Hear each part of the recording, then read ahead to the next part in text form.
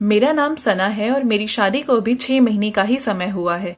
पिछले 6 महीने में मैंने अपने पति सौरभ में बहुत सारे बदलाव महसूस किए। मैंने देखा कि सौरभ मुझसे ज्यादा ध्यान अपनी भाभी के ऊपर देते हैं। ये बात मुझे बहुत बुरी लगती थी।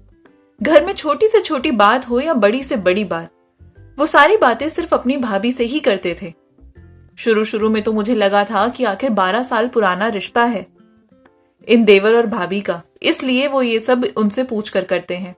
लेकिन अब तो मेरी शादी को भी समय हो गया था। अब भी अपना एक एक काम वो बिना भाभी के पूछे नहीं करते थे और मेरी तो जैसे घर में कोई इज्जत ही नहीं थी। शादी के इतने समय बाद भी मुझे इन लोगों दोनों का लगाव कुछ कम नहीं लग रहा था। दोनों का प्यार देवर भाभी से कहीं ज्यादा लगता था मुझे कभी कभी।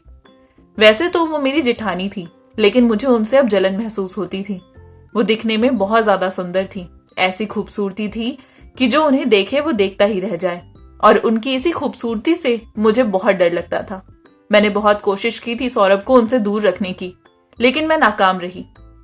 आज सुबह जब मेरी आंख खुली और मैं अपने कमरे से बाहर गई तो मैंने देखा कि सौरभ अपनी भाभी के कमरे से बाहर निकल रहे थे।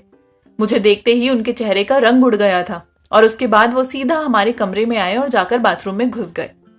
इससे पहले कि मैं उनसे कुछ पूछती वो बाथरूम में जा चुके थे। मेरा दिमाग तो एकदम सन्न रह गया था कि आखिर सुबह सुबह सौरभ अपनी भाभी के साथ क्या करके बाथरूम में गए हैं। इतनी सुबह को अपनी भाभी के कमरे में क्या कर रहे थे।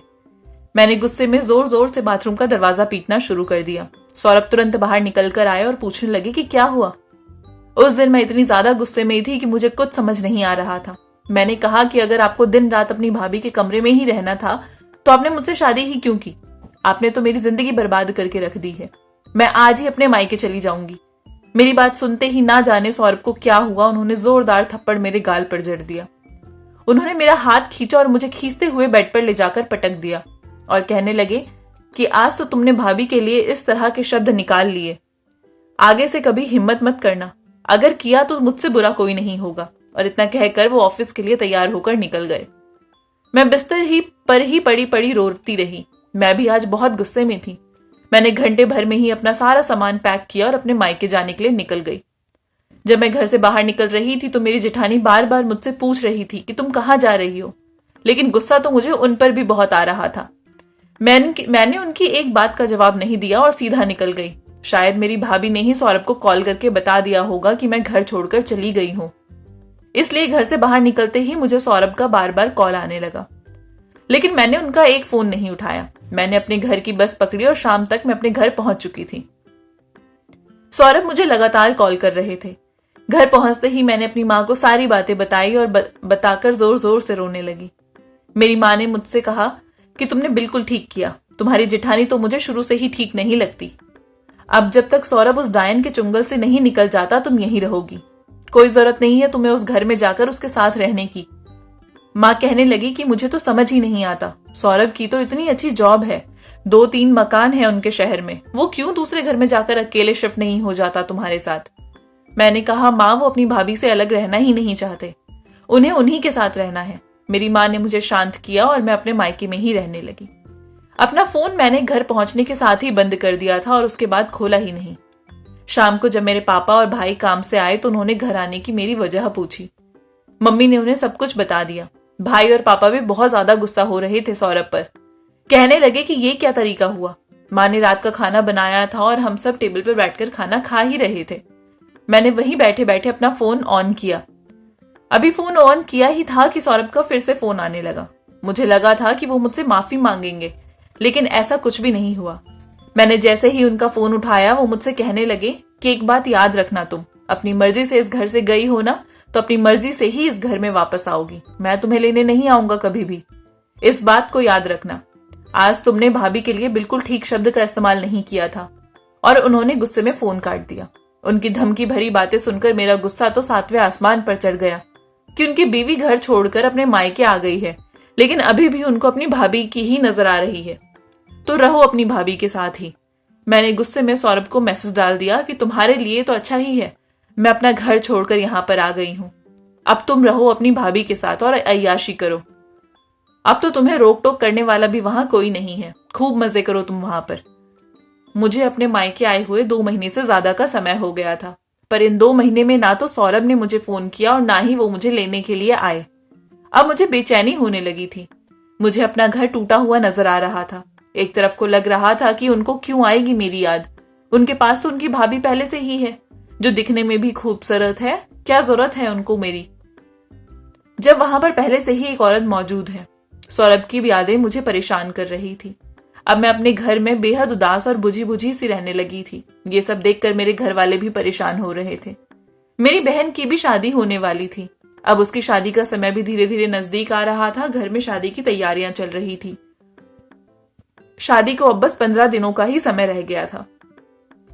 एक दिन पापा मेरे पास आए और मुझसे कहने लगे कि बेटा तुम परेशान मत हो, एक बार तुम्हारी बहन की शादी हो जाए, उसके बाद सौरभ के घर जाकर मैं खुद उससे बात करूंगा कि आखिर वो चाहता क्या है। अगर वो तुम्हें लेकर अलग हो रह सकता है तो ठीक, वरना तुम्हें छोड़ दे। हमें कोई परेशानी नहीं है अपनी बेटी को अपने घर में रखने में, और उसके ऊपर पुलिस केस मैं करूंगा वो अलग। लेकिन मैं ऐसा कुछ भी नहीं चाहती थी। मैं सौरभ के साथ रहना चाहती थी। मैं उनको बहुत प्यार करती थी। धीरे धीरे मेरी बहन की शादी की तारीख नजदीक आ गई। शादी के कार्ड छप चुके थे और बट भी चुके थे। शादी की पूरी तैयारी हो गई थी। एक दिन मैंने खुद से ही सौरभ को फोन किया और मैंने उनसे कहा कि आप शादी में नहीं आओगे। तो सामने से वो मुझसे पूछने लगे कि किसकी शादी, कौन सी शादी। मैंने उन्हें बताया कि मेरी बहन की शादी है।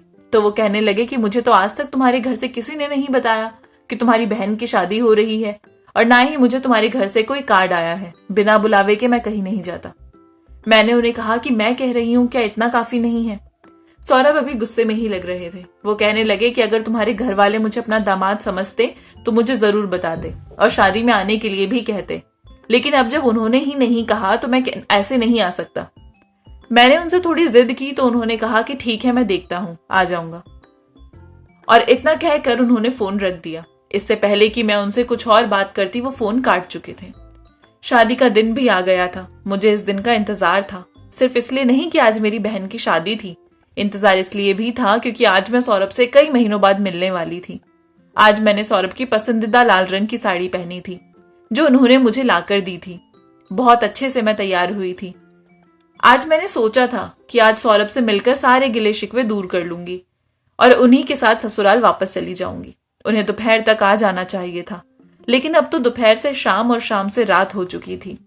लेकिन वो अब तक नहीं आए थे। मैंने उन्हें फोन करने की बहुत कोशिश की पर उनका नंबर भी बंद आ रहा था। धीरे धीरे मेरी बहन की शादी भी हो गई और विदाई का समय भी आ गया। मैं बहुत रो रही थी। दुख मुझे अपनी बहन के जाने का तो था ही, लेकिन उससे बड़ा दुख मुझे ये था कि मेरा घर टूट गया। सौरभ नहीं आए, इसका मतलब यही है कि वो मुझसे कोई रिश्ता नहीं रखना चाहते।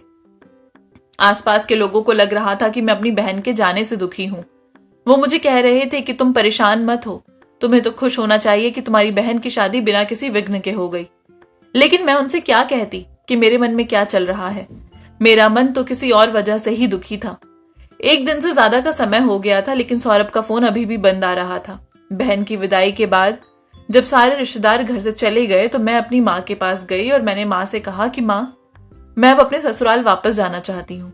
माँ गुस्से से कहने लगी कि क्या हुआ, तुम्हारा दिमाग खराब हो गया है क्या? तुम तब तक घर वापस नहीं जाओगी जब तक तुम्हारे पापा वहां जाकर सौरभ से बात नहीं कर लेते। कोई जरूरत नहीं है तुम्हें ऐसे घर में जाने की जहां तुम्हारी कोई इज्जत नहीं है। वैसे तो मेरे पापा हवलदार थे, लेकिन कई सालों से इस नौकरी में थे तो उनकी बहुत अच्छी जान पहचान थी। मेरे घर वाले सौरभ के ऊपर पुलिस केस करने का सोच रहे थे, पर मैं ये सब नहीं चाहती थी। मुझे उनके साथ रहना था, उनके बिना नहीं। लेकिन मम्मी के इतना नाराज होने पर मैं चुपचाप बैठ गई। 2 दिन से ज्यादा का समय हो गया। मैं सौरभ को बार बार फोन कर रही थी पर उनका नंबर था कि लग ही नहीं रहा था। बेहद मायूस होकर मैं बिस्तर पर जाकर बैठ गई। जैसे ही बैठी मेरा फोन बजा। देखा तो सौरभ का फोन था। मैं तो बिल्कुल घबरा चुकी थी। मुझे अब कोई उम्मीद नहीं थी सौरभ मुझे कभी भी फोन करेंगे, मुझसे बात करेंगे। लेकिन सौरभ का फोन कॉल देखकर उस अंधेरे में एक आशा की किरण मुझे दिखाई दी थी। मैंने जैसे ही फोन उठाया सौरभ की आवाज बेहद भारी लग रही थी। वो रो रहे थे। रोते हुए वो मुझसे कहने लगे कि सना, सब कुछ खत्म हो गया। मुझे लगा कि शायद मुझसे दूर जाने की वजह से वो भी दुखी हैं। मैंने उन्हें कहा कि सौरभ, कुछ भी खत्म नहीं हुआ। एक बार आप मेरे पास आ जाइए, मम्मी पापा से बात कर लीजिए। मैं आपके साथ रहना चाहती हूँ, मैं आपके साथ खुश हूँ। हम दोनों अब भी अपने रिश्ते को ठीक कर सकते हैं। सामने से सौरभ रोते हुए कहने लगे कि सना, मैं हम दोनों की बात नहीं कर रहा। हमारे घर में सब कुछ खत्म हो गया। मैं बेहद घबरा गई। मैंने उनसे पूछा कि क्यों, क्या हुआ? सौरभ ने मुझे आगे बताया कि भैया भाभी का एक्सीडेंट हो गया। वो कल मंदिर जा रहे थे और वहीं पर उनकी कार का एक्सीडेंट हुआ। भैया की मौके पर ही मौत हो गई और भाभी बहुत सीरियस है। ये बात सुनकर तो मेरी आंखों से आंसू रुक ही नहीं रहे थे। सौरभ भी इतना कहकर जोर जोर से रोने लगा। मैंने उन्हें कहा कि आप फोन रखिए, मैं अभी आती हूँ। वैसे तो मेरे घर वाले भी सौरभ की भाभी से नफरत ही करते थे, लेकिन क्योंकि ये एक दुख की घड़ी थी तो मेरे घर वाले भी मेरे साथ ही खड़े थे। मैं अपने घर वालों के साथ तुरंत अस्पताल पहुंची। वहां देखा तो भाभी बहुत सीरियस थी। मुझे बहुत दुख हुआ भाभी को इस हाल में देखकर। भैया तो हमें छोड़कर जा चुके थे। भाभी को इस तरह से चोटिल देखकर मेरी सारी नफरत 2 मिनट में खत्म हो गई। उनकी हालत बेहद नाजुक थी। डॉक्टर ने कहा था कि अभी कुछ कहा नहीं जा सकता। भाभी को अस्पताल में एडमिट हुए 8 दिन से ज्यादा का समय हो चुका था। सौरभ भी कितने ही दिन अस्पताल में रुकते। अस्पताल का सारा काम अब मैंने संभाल लिया था और सौरभ अपने ऑफिस जाने लगे थे। भाभी की देख रेख सब कुछ मैं करती थी और घर को भी संभाल रही थी। कुछ ही दिनों में भाभी को अच्छा महसूस होने लगा तो डॉक्टर ने डिस्चार्ज कर दिया और हम भाभी को लेकर घर आ गए। मैं दिन रात भाभी की सेवा में लगी रहती थी। उनको समय से दवाई देना, फल फ्रूट देना, उनको नहलाना, उनको खिलाना पिलाना, सब कुछ मैं ही कर रही थी। मैंने महसूस किया कि सौरभ का व्यवहार अब मेरे लिए बदल गया था। वो मुझे फिर से बहुत प्यार करने लगे थे, मेरा ध्यान रखने लगे थे। जब मैं शादी करके आई थी तो इस घर में यही 3 लोग थे, भैया, भाभी और मेरे पति। उस समय तक तो भाभी ने ही पूरे घर को संभाला हुआ था। भाभी जो कहती थी वही होता था। लेकिन अब तो भाभी भी बहुत कमजोर और नाजुक हो चुकी थी। उनसे कोई काम नहीं होता था और उन्हें अभी बहुत देखभाल की जरूरत भी थी। तो पूरे घर को अब मैंने संभाल लिया था। भाभी किसी से ज्यादा बात नहीं कर पाती थी और ना ही खुद से नहा पाती थी।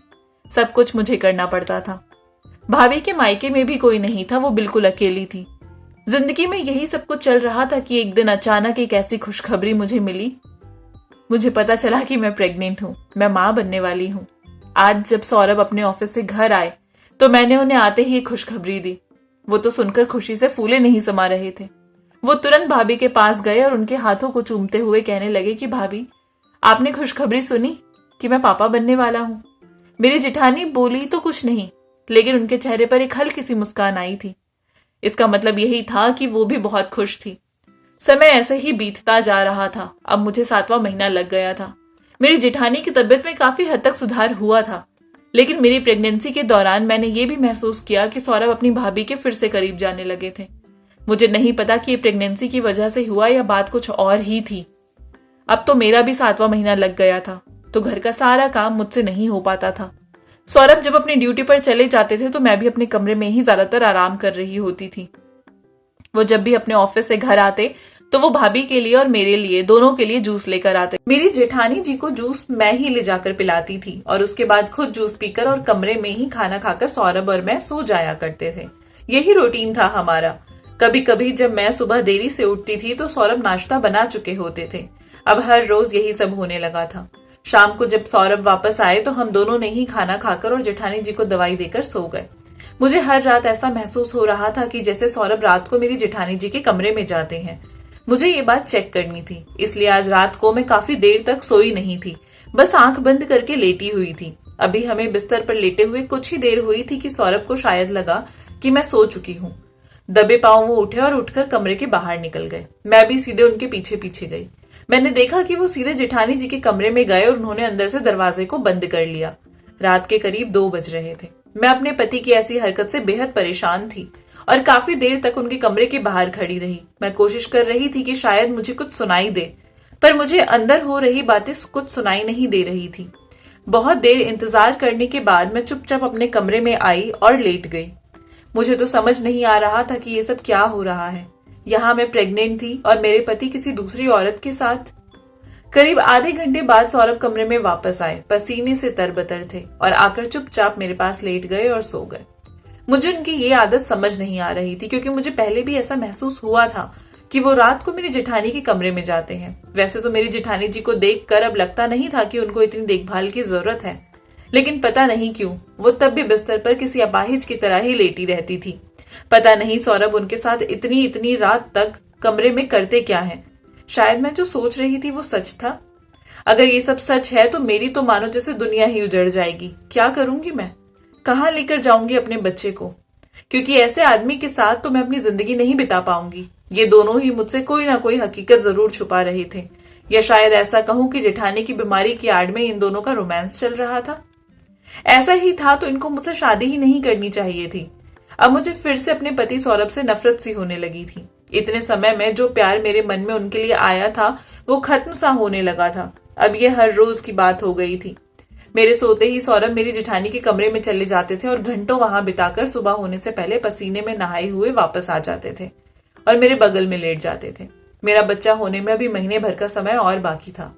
मैंने सोच लिया था कि अब ये सब मैं बर्दाश्त नहीं करूंगी, बहुत हो चुका।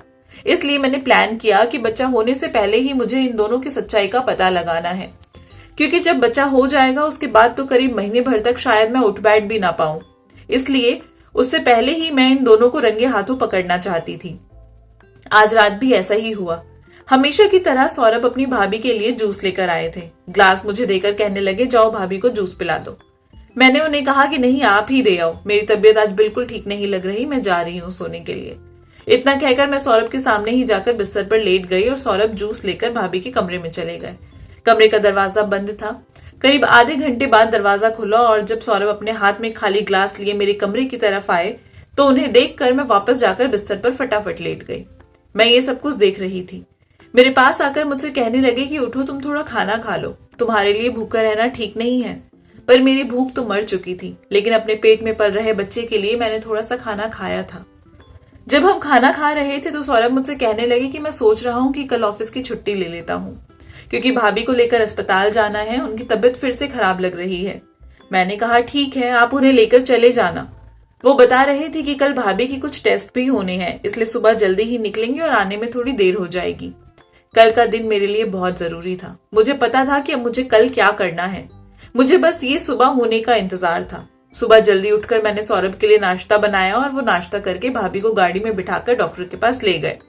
उनके जाते ही सबसे पहले मैं मार्केट गई और वहां से मैंने एक छोटा सा कैमरा खरीदा और कैमरे को मैंने जेठानी के कमरे में लगा दिया, जहां से मुझे पूरा कमरा बहुत साफ साफ नजर आ रहा था। उस कैमरे को मैंने अपने फोन से कनेक्ट कर लिया था और अब मुझे इंतजार था आज रात का। शाम के करीब 5 बजे के आसपास वो दोनों हॉस्पिटल से वापस आए। आज मेरी जेठानी बहुत खुश नजर आ रही थी। खुश मैं भी थी, क्योंकि मुझे आज इन दोनों की असलियत पता चलने वाली थी। सौरभ भाभी को लेकर उनके कमरे में गए और उन्हें कमरे में लिटाकर वापस मेरे पास आए और अपनी भाभी की सारी दवाइयां मुझे पकड़ा दी और समझा दिया कि कौन सी दवाई कब देनी है। मुझसे कहने लगे कि भाभी की हालत अभी नाजुक है, तुम उनका ध्यान रखना, एक भी दवाई मिस नहीं होनी चाहिए। जितना ध्यान सौरभ अपनी भाभी का रख रहे थे उतना ध्यान तो वो मेरा, यानी कि अपनी बीवी का भी नहीं रखते थे। मुझे तो अब ऐसा लगने लगा था कि जैसे जेठानी जी उनकी भाभी नहीं, उनकी बीवी है। आज रात को सौरभ खुद ही अपनी भाभी के कमरे में जूस और दवाइयां लेकर गए और करीब आधे घंटे बाद वापस आए और आकर सो गए। मुझे तो बस इंतजार था कि वो कब आधी रात को वापस अपनी भाभी के कमरे में जाएंगे। आज मुझे सच्चाई का पता चलने वाला था और आज मैं इन दोनों को रंगे हाथों पकड़ने वाली थी। जब सौरभ को ऐसा लगा कि मैं सो चुकी हूं तो वो फिर से उठे और दबे पांव अपनी भाभी के कमरे में चले गए और अंदर से दरवाजा बंद कर लिया। आज भी घंटे भर बाद पसीने में लटपट वो वापस आए और लेट गए।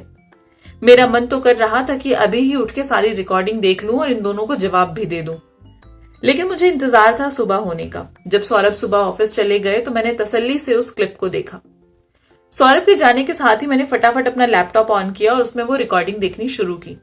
रिकॉर्डिंग देखकर मेरे तो पैरों तले जमीन ही निकल गई। ये दोनों क्या कर रहे थे? क्या हो गया था सौरभ? उसमें मुझे दिख रहा था कि सौरभ अपनी भाभी के कमरे में गए और उन्होंने दरवाजा अंदर से बंद कर लिया। उसके बाद उन्होंने भाभी को गोद में उठाया और व्हीलचेयर पर बिठा दिया। भाभी की गंदी चादर को उठाकर उन्होंने एक तरफ किया और फिर से नई चादर बिछाई। भाभी के पूरे शरीर को बहुत अच्छे से पोंछा और उनके कपड़े बदले।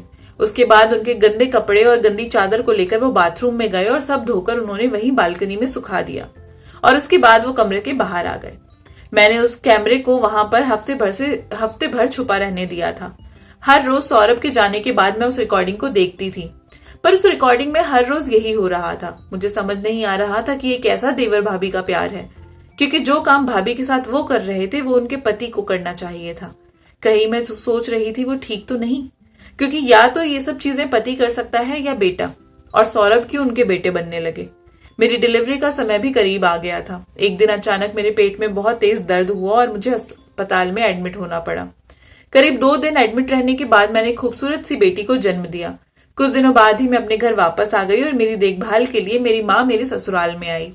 मैंने अपनी माँ को सारी बातें बताई और वो वीडियो भी दिखाया। मेरी माँ ने वो वीडियो देखकर अपने सर पर हाथ रख लिया। कहने लगी कि बेटा तू तो बहुत नादान है। कौन बेटा ये सब करता है? तेरे पति का जरूर उससे कोई चक्कर चल रहा है। अब आज तो मुझे अपने घर वापस जाना है, लेकिन तू भी सौरभ से बात कर और अपने घर वापस आ जा। कोई जरूरत नहीं है तुझे ऐसे आदमी के साथ रहने की। मेरे दिमाग में तो बहुत खलबली मची हुई थी। मेरी बेटी करीब 2 महीने की हुई तो उस दिन अचानक मेरी जेठानी की तबीयत बहुत बिगड़ गई। हम उन्हें आनंद फानंद में अस्पताल लेकर गए, जहां उनकी मौत हो गई। जेठानी की मौत के बाद मेरे पति बहुत टूट गए थे, बहुत उदास रहने लगे थे, बहुत रोते थे, जैसे उनकी माँ चली गई हो। अब उनको गए हुए लगभग 3 महीने से ऊपर का समय बीत गया था। एक दिन मैं और सौरभ बैठे हुए थे। सौरभ का मूड आज मुझे अच्छा लग रहा था। मैंने उनसे कहा कि मैं आपसे कुछ पूछना चाहती हूँ। मैं जानती हूँ कि आप भाभी से बहुत प्यार करते थे, लेकिन अब वो इस दुनिया में नहीं है। मुझे आप दोनों का प्यार कभी समझ नहीं आया। आप उनको इतना प्यार करते थे जितना शायद कोई बेटा भी अपनी माँ से नहीं करता होगा। कभी कभी आप दोनों को लेकर मेरे मन में बहुत गलत विचार भी आते थे। मैं इस विचारधारा के साथ अपनी पूरी जिंदगी नहीं गुजारना चाहती, इसलिए मैं आपसे सच जानना चाहती हूँ कि आखिर आप रात को इतने घंटे उनके कमरे में क्या करते थे। मैंने सौरभ को नहीं बताया था कि मैंने वहां कैमरा लगाया था। अगर मैं उन्हें बताती तो वो मुझ पर बहुत नाराज होते। सौरभ ने एक नजर मेरी तरफ देखा और एक गहरी सांस ली। कुछ देर चुप होने के बाद वो मुझसे कहने लगे कि मैं और मेरे भाई बचपन से ही हमेशा साथ रहे। माँ तो हमें बहुत जल्दी छोड़कर चली गई थी और पापा ने दूसरी शादी कर ली। जब पापा की मौत हुई तो हमारी सौतेली माँ ने पापा की सारी प्रॉपर्टी अपने नाम कर ली और मेरे भाई और मेरे पास कुछ नहीं बचा। भैया ने बहुत छोटी उम्र से ही नौकरी कर ली थी और कुछ समय बाद उनकी शादी भाभी से हो गई। भाभी अपने घर में इकलौती थी। जब भाभी के मम्मी पापा इस दुनिया से गए तो सब कुछ भाभी का ही था और भाभी ने वो सब कुछ मेरे भैया को दे दिया। माँ तो मुझे बहुत पहले ही छोड़ गई थी, लेकिन जब मेरी भाभी इस घर में आई तो मेरी उम्र 15 साल थी। भाभी ने मेरा बहुत ध्यान रखा। एक माँ से बढ़कर प्यार दिया उन्होंने मुझे।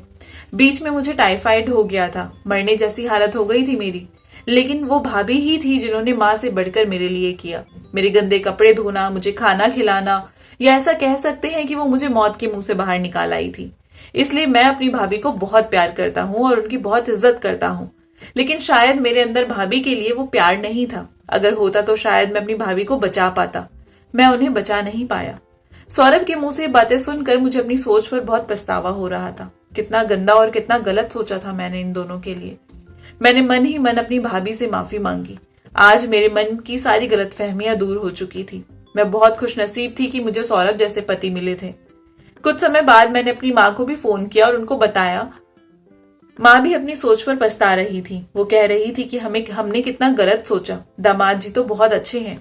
कई बार हमें जो दिखता है वैसा होता नहीं है, इसलिए किसी के लिए कोई भी सोच बनाने से पहले 2 बार जरूर सोच लेना चाहिए। हो सकता है जो आपकी नजर में गलत हो वो किसी की नजर में बिल्कुल ठीक हो।